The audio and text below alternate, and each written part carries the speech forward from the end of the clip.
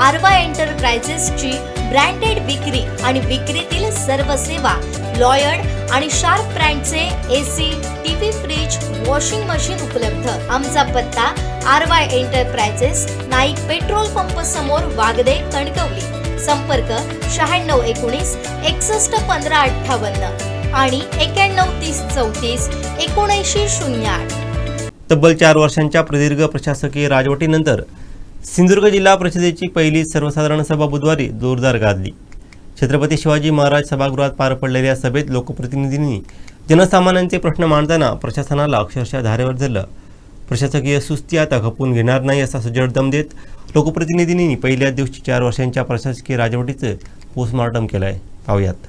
जिल्हा परिषद अध्यक्ष प्रमोद कामत यांच्या अध्यक्षतेखाली सभा संपन्न झाली। त्यावेळी व्यासपीठावरती जिल्हा परिषद उपाध्यक्ष दादासाहेब, जिल्हा मुख्य कार्यकारी अधिकारी रवींद्र केवुडकर, वित्त व बांधकाम सभापती संतोष साटविलकर, महिला बालकल्याण सभापती अनुराधा नारकर, समाज कल्याण सभापती सहिता तांबे आदींसह सभागृहात गटनेते, जिल्हा परिषद सदस्य, खाते प्रमुख उपस्थित होते। सभेच्या सुरुवातीलाच विशेष सभेतील ठरावांवरती चर्चा सुरू असताना संबंधित विभागाच्या अधिकाऱ्यांकडे कोणतीही ठोस माहिती उपलब्ध नव्हती।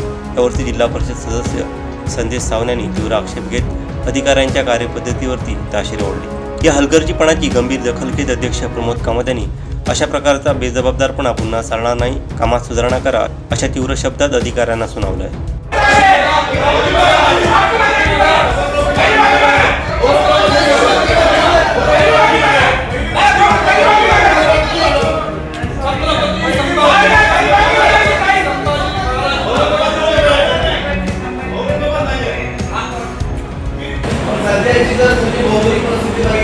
आपल्या सिंधुदुर्ग जिल्ह्यामध्ये कोकण किनारपट्टी असते ना, तिकडला पूर्ण भौगोलिक विभाग असते, त्याच्यामध्ये झाडं वगैरे जास्त आहे।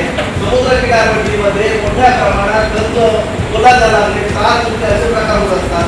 काही लोक त्या ठिकाणी पुनर्बांधणीसाठी विरोध करत असतात।